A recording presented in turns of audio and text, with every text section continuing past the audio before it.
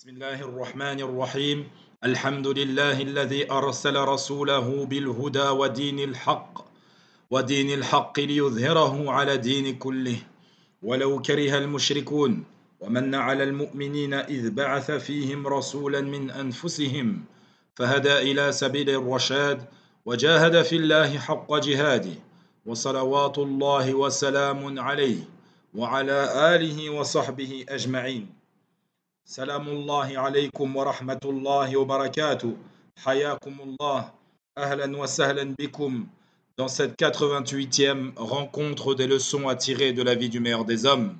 Nous sommes arrivés à la fin de la bataille d'Al-Ahzab et au début de la bataille des Banu Qurayza.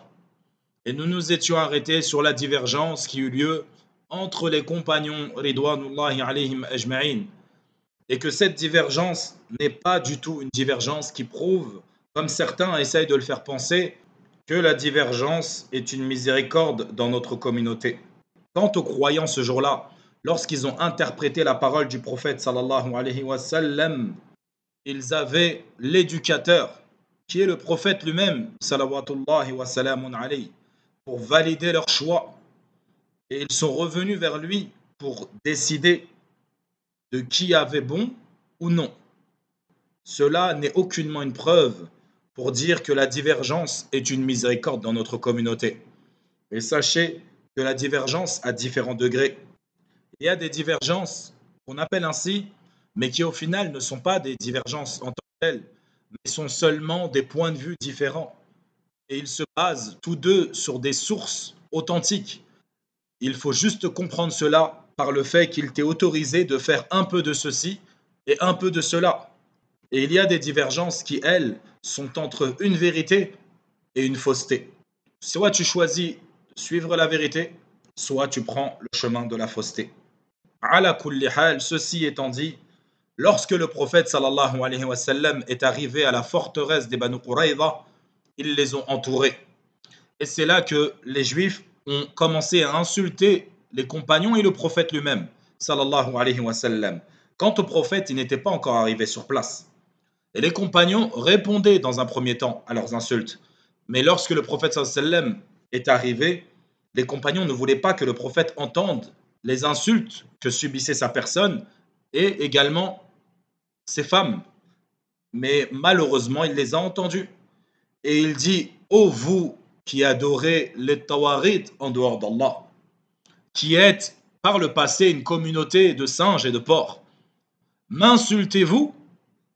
Et ils lui répondirent, la wallah, on t'insulte pas, ô Muhammad. Sois doux envers nous, ô Muhammad. Subhanallah. Il demanda à Saad ibn Ubada de leur rapporter des dates, car ils n'avaient rien d'autre à manger, malgré leurs insultes. Et l'assiégement continua et perdura 1 mois. Et lorsque les Banu Qurayza ont ressenti la pression de l'embargo qu'ils subissaient, ils ont envoyé au messager d'Allah sallallahu alayhi wa sallam Nabasha ibn Qais pour qu'il puisse trouver un arrangement avec le prophète sallallahu alayhi wa sallam. Et il demanda au prophète sallallahu alayhi wa sallam l'autorisation de partir de la même manière que les Banu Nadir sont partis. Rappelez-vous, nous l'avons évoqué il y a quelques cours de cela. Ils n'ont pris que ce qu'ils pouvaient transporter sur leur chamel. Et ils ont été expatriés de la ville d'Al-Médina.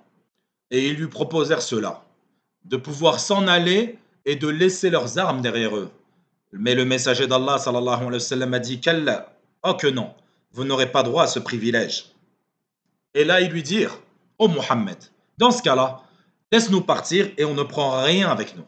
On abandonne tout ce qu'on a. On part juste, nous, nos femmes et nos enfants. Et là, le messager d'Allah, il a dit, oh que non, jusqu'à ce que vous subissiez notre jugement. Et c'est là que Nabbash ibn Qais retourna auprès des siens et il informa Ka'b ibn Asad al-Quradi. Et c'est là que celui-ci lui dit à Nabbash, sachez que le messager d'Allah ne nous apportera jamais la sécurité jusqu'à ce qu'on rentre dans sa religion. Ô vous, Banu Qurayza, vous savez très bien que Muhammad est sur la vérité et que sa religion est la dernière des religions. et que nous trouvons dans le livre de la Torah que c'est bien lui le messager d'Allah. Obéissez-moi et suivons cet homme. Et là, ils ont dit, comme à leur habitude, Wallahi, nous ne délaisserons jamais la religion de nos pères et de nos grands-pères, et nous n'abandonnerons jamais la Torah. Et là, il leur dit, si vous n'acceptez pas cela, alors acceptez de moi. Nous sommes aujourd'hui un samedi. Et ils savent très bien que le samedi, nous ne faisons rien. Profitons de cette occasion pour les attaquer le samedi. Et là, encore une fois, les Juifs ont dit, là, Wallah, on ne fera pas cela. On ne trahira pas notre engagement du samedi. Et là, il leur dit, oh mon peuple, dans ce cas-là, que voulez-vous? Et c'est là que Nabash leur dit, sachez que vous ne pourrez les trahir, ni la journée, ni le soir. Et c'est là que Huyayn ibn Akhtab a pris la parole. Et il leur dit, nous n'avons de solution si ce n'est de combattre contre l'ennemi. Et c'est là que les Juifs ont eu l'idée de dire au prophète sallallahu alayhi wa sallam, envoie vers nous Abu Lubaba. Et il fait partie de la tribu des Aus, radiyallahu anhu, qui est une tribu alliée au Banu Qurayza, pour que l'on puisse le consulter sur notre affaire. Et là, le messager d'Allah, sallallahu alayhi wa sallam, accorda cela. Il envoya donc Abu Lubaba. Et lorsqu'Abu Lubaba, radiyallahu anhu, est arrivé auprès d'eux, ils lui dirent, ô Abu Lubaba, quel est ton avis sur notre situation? Que penses-tu de cette affaire? Devons-nous nous soumettre au jugement du prophète, sallallahu alayhi wa sallam? Et là, il leur dit promptement, Naam, effectivement, soumettez-vous. Et il leur dit, je vois qu'il est meilleur pour vous de vous soumettre à la volonté et au jugement du prophète sallallahu alayhi wa sallam. Et il fit un signe avec sa main, comme celui qui se tranche la gorge, pour les informer que le prophète allait les tuer. Et c'est là que Abu Lubaba, lorsqu'il a fait ce geste, il a compris qu'il avait trahi Allah et son messager. Il est sorti précipitamment et il est parti à la mosquée du prophète sallallahu alayhi wa sallam et il s'est attaché à un pilier de la mosquée. Il dit, Wallahi, je ne quitterai pas cette place et je ne me détacherai pas de ce pilier jusqu'à ce qu'Allah accepte mon repentir. Allah nous dit dans le Coran, Ya ayyuhalladhina amanu la takhunu Allah wa ar-rasul wa takhunu amanatikum wa takhunu amanatikum wa antum ta'lamun. Ô vous qui avez cru, ne trahissez pas Allah et son messager et ne trahissez pas sciemment la confiance qu'on a placée en vous. C'est là que, quelque temps après, il se posa la question. Et les compagnons sont donc partis voir le prophète sallallahu alayhi wa sallam et lui poser la question par rapport à ce que venait de faire Abu Lubaba, en s'infligeant cela. Et là, le prophète sallallahu alayhi wa sallam leur dit, il avait juste à venir me voir, demander pardon à Allah azza wa jal, et il m'aurait demandé de demander pour lui pardon, je l'aurais fait. Mais vu ce qu'il vient de faire, je n'ai pas mon mot à dire, je n'ai pas à intervenir, c'est entre lui et son Seigneur. Et il décidera soit de lui pardonner ou non. Et c'est là que Salama plus tard nous raconte et nous dit, alors que le prophète sallallahu alayhi wa sallam était avec moi, voilà qu'une révélation lui a été faite, l'informant qu'Allah avait pardonné à Abu Lubaba. Le prophète sallallahu alayhi wa sallam est sorti de chez lui en souriant. Et là, Salama lui posa la question, qu'est-ce qui te fait rire, ô messager d'Allah? Et comme cela était notre prophète bien-aimé, il se réjouissait du repenti de l'un d'entre nous. Et il se réjouissait de l'entrée en islam de l'un d'entre nous. Et il se réjouissait également de l'acceptation d'Allah Azza wa Jal. Et il se réjouissait d'une demande que nous pourrions lui faire. Subhanallah, nous ne faisions pas partie de ce monde et il pensait déjà à nous. Allahu Akbar. Et là, Salama lui dit, qu'est-ce qui te fait rire, ô messager d'Allah? Et il lui dit, certes, Allah a pardonné à Abu Lubaba. Allah Azza wa Jal, il dit dans le Coran, وآخرون اعترفوا بذنوبهم خلطوا عملا صالحا وآخر سيئا عسى الله أن يتوب عليهم إن الله غفور رحيم. D'autres ont reconnu leurs péchés, ils ont mêlé de bonnes actions à d'autres mauvaises. Il se peut qu'Allah accueille leur repentir, car Allah est pardonneur et miséricordieux.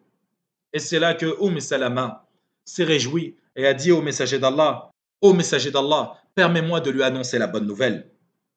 Et ceci a eu lieu avant l'obligation du voile. Salama nous raconte et dit: à peine je suis sorti de la maison, je criais: réjouis-toi, ya Aba Lubaba, Allah t'a certes pardonné. Et c'est là que les compagnons sont venus vers lui pour le détacher. Et Abu Lubaba leur a interdit de toucher aux cordes. Il dit: Wallahi, personne ne me libérera si ce n'est autre que le messager d'Allah, sallallahu alayhi wa sallam. Et c'est là que le messager d'Allah est sorti pour prier le Fajr et il a retiré et détaché la corde des mains d'Abu Lubaba, radiyallahu anhu. Et subhanallah, à travers ce récit, on voit l'ampleur qu'avaient les péchés dans le cœur des croyants. Les véritables croyants, tels que les compagnons du prophète sallallahu alayhi wa sallam, lorsqu'ils commettaient un péché, ils ne gambadaient pas, ils ne souriaient plus. Ils étaient touchés, impactés, tristes de la situation.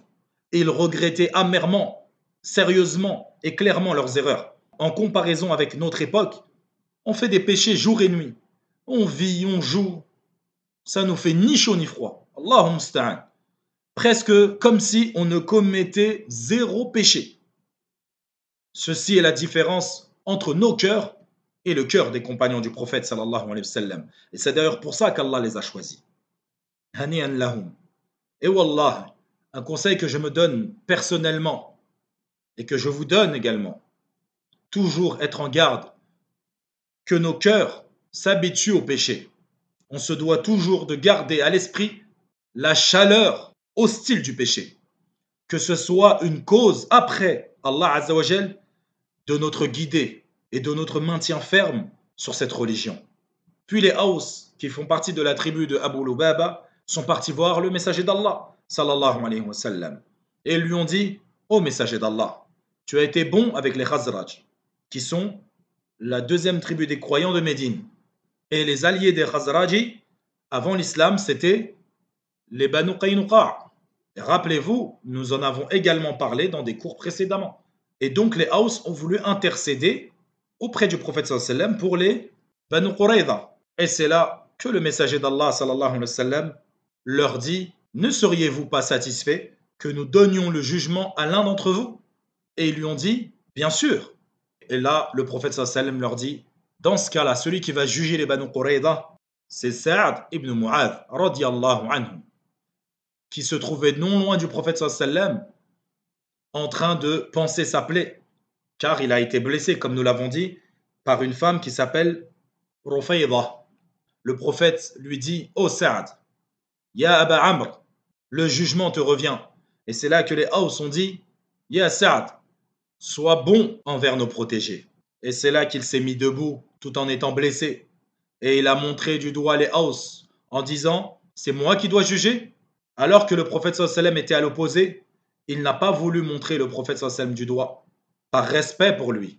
Et ceci fait partie des bons comportements des compagnons envers le prophète sallallahu alayhi wa sallam.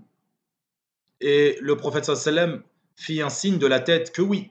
Puis il dit: dans ce cas-là, je décide que les hommes soient tous tués et que les enfants et les femmes soient faits esclaves et que leur argent soit pris, leurs biens, et distribué d'entre les croyants.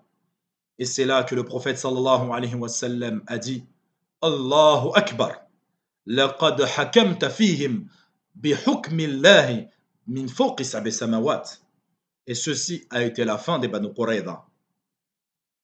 فلنا بقية وأسأل الله تبارك وتعالى أن يجعلنا من الهداة المهتدين.